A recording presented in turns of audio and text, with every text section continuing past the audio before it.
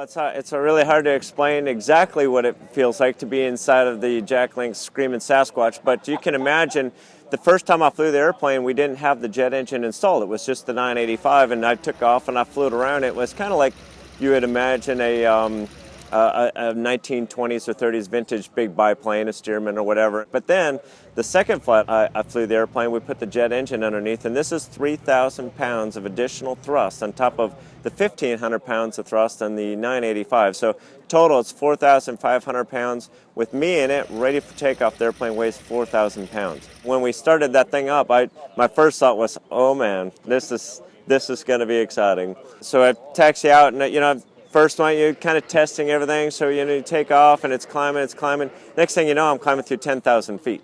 I mean, it was just mind-boggling, and then now that we've got the thing really perfected and, we get up to about 1,500 feet, show center, and stop, park it there, just like a helicopter, hover the airplane, turn around and, a torque roll, and then climb, accelerating up to about 80 miles an hour from a stop. It's amazing.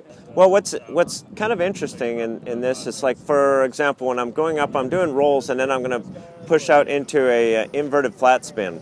And in a regular extra or something I fly, you have to start at a minimum altitude in order to get the maximum altitude you can for that spin. In the jet Waco, I can start at the ground level, and then I point the nose up, and I just keep rolling and going up until I get to the altitude I want, and then I get into the spin. So that's something you can't do in any other airplane, civilian, wise for sure. Maybe an F-22 pilot would have that same kind of advantage. But the fact that it just keeps going until you say stop, it's unlike anything you can imagine.